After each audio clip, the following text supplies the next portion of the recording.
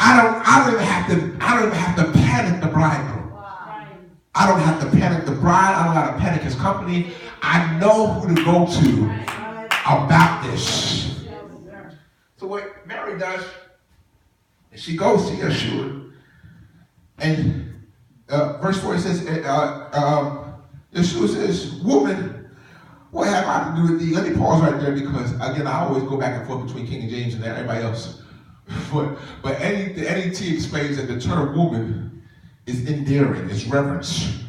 Now, in our day, we take woman as disrespect. When I first read this, I'm like, you talk to him, by the way.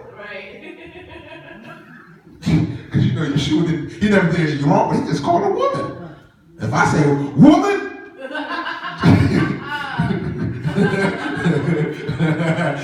it's taken a little differently in our day if I say woman to my mother. But it was endearing. And that Hebrew culture to call someone woman. It was reverence to call someone woman. So he says, "Mommy, oh woman of virtue." He says, "My time is not come." What does that have to do with me? Now, interestingly enough, y'all watch this. I like Mary's faith because she tells Yeshua about the problem and leaves.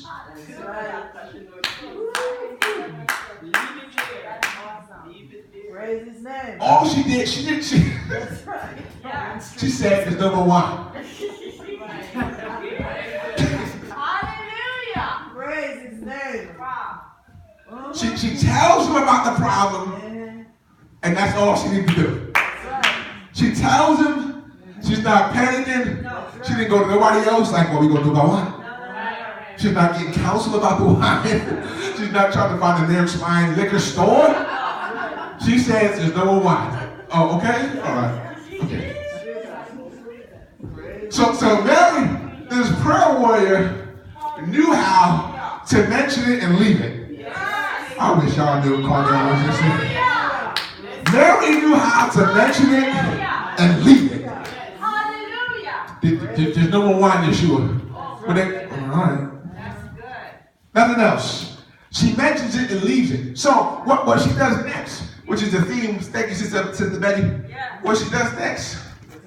This is the sermon right here. I'm gonna say some other stuff, but if you don't get nothing else, get this next sentence. I just said this to Bishop Dorff last night.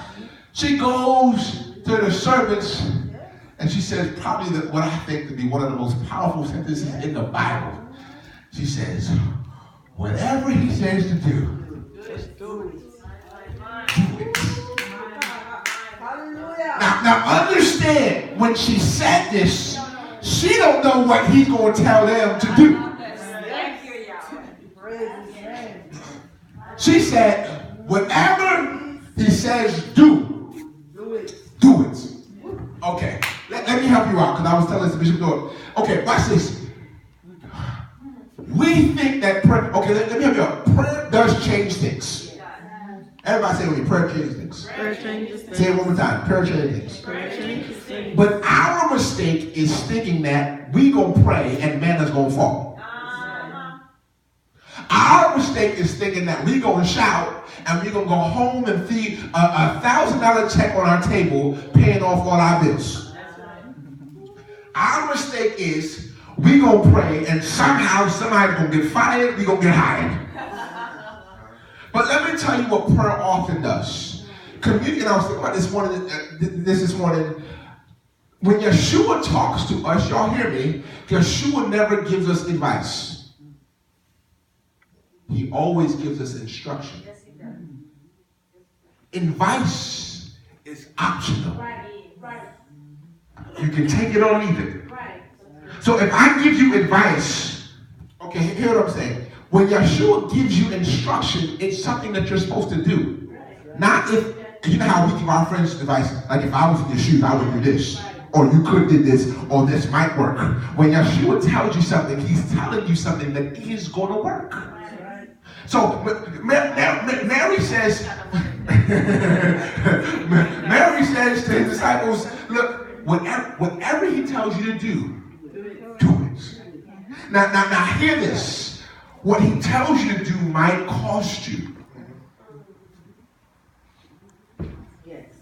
You might lose some friends.